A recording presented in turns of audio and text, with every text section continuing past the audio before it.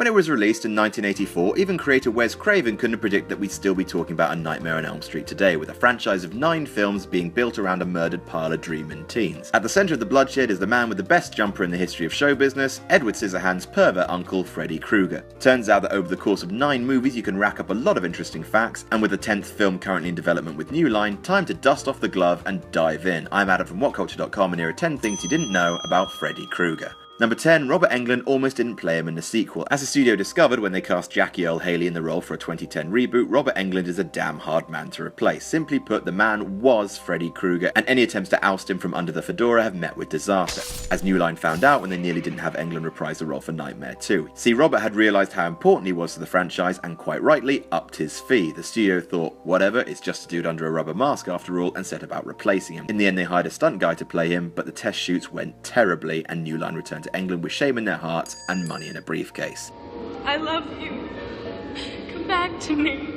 Number 9, Jackie Earle Haley was almost in the original. Speaking of Jackie Earle Haley, there's a persistent rumour that the man who would play Freddy was very nearly cast in the original Nightmare on Elm Street, in none other than the role of Glenn, played by debuting Johnny Depp. The story goes that Johnny accompanied his pal Jackie to his audition for the film when Craven spotted handsome Johnny Handsome Depp and asked him to audition as well. Now, while this rumour hasn't been confirmed by Haley, he didn't rule it out, saying, "It is possible that I auditioned for Nightmare on Elm Street and don't remember. It's also possible I could have been sitting next to Johnny in the waiting room." Nice and vague from your man Haley there. I'll let you know. Number 8, he's a charitable soul. Robert Englund doesn't don the makeup anymore, having officially hung up his hat, put that jumper in the wardrobe and do whatever it is you do with knife gloves when you're not wearing them. But he did make a brief return for one last job back in 2014, appearing in full makeup and everything at a horror event called Flashback Weekend. In a kayfabe-shattering development, turns out Freddy did it for a good cause. All proceeds going towards updating and preserving a drive-in cinema in Dixon, Illinois. Why did Englund care enough about drive-ins to help raise the cash? He lost his virginity in one.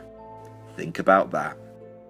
Number 7, his insane Bollywood twin. Bollywood is mad, a gyrating hot pot of mind-blowingly daft action set pieces, gut-wrenchingly emotive facial expressions, and dance numbers, I guess. Oh, and it's famous for not giving a solitary damn for intellectual property, ripping off dozens of Hollywood properties in its long and loony history. And of course, there's been a Nightmare on Elm Street ripoff. In 1993, the Ramsey brothers, a king of Bollywood horror, made Mahakal,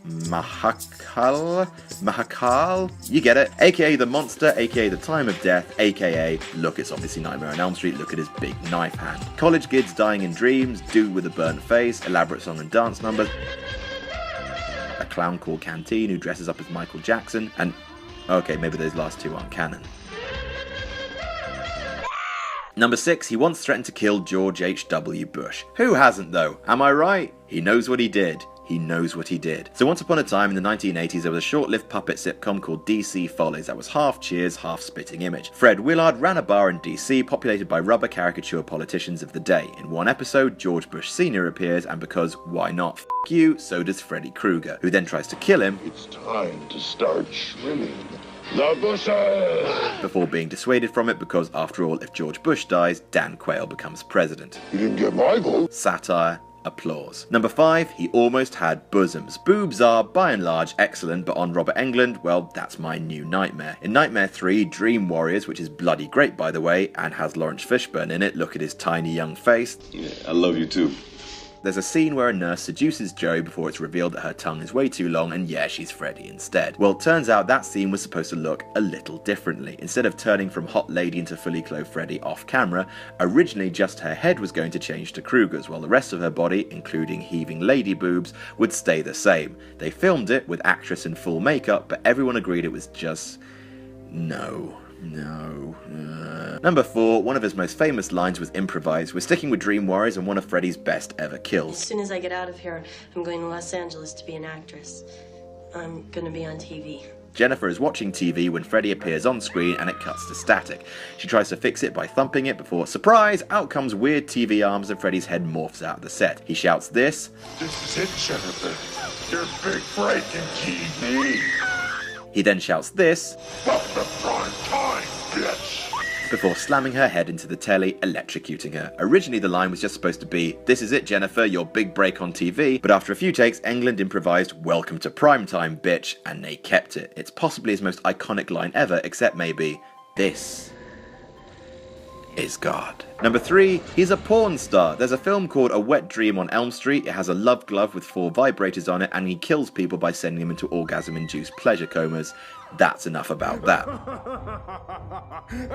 Number 2, there's a Freddy Krueger Day. Yep, in Los Angeles, September the 12th is Freddy Krueger Day. People tend not to celebrate it anymore, with it being the day after the anniversary of 9/11. But yet, in 1991, to hype Freddy's Dead, the Final Nightmare, which was being prepped as the last one of the franchise, of course it wasn't, the producers successfully lobbied the city of Los Angeles to turn September 12th into Freddy Krueger Day. How do you celebrate Freddy Krueger Day?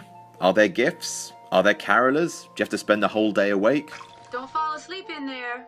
Answers on a postcard. And number 1, Adam Sandler stopped a Krueger prequel. Adam Sandler has been responsible for a great many crimes against humanity, yet makes all the money in the world, so the system works. Turns out one of the things a perennial purveyor of laughless dreck took from us was a Nightmare on Elm Street prequel directed by John McNaughton, director of Henry, Portrait of a Serial Killer, and of course, Wild Things. Wild Things. The film would have had an interesting premise. It wouldn't have been about the real world, but rather focus on Freddy's days in hell. Alas, Little Nicky, the Adam Sandler demon film, had just come out, and New Line didn't want to go back to hell. And so, in a fit of irony, Freddy Krueger, serial killer in people's dreams, was smacked down by the Sandman. And that's our list. Did we miss any out? Tell us about it in the comments. Don't forget to like, share, and subscribe. You can follow me on Twitter here. I'm Adam from WhatCulture.com, and I'll see you soon.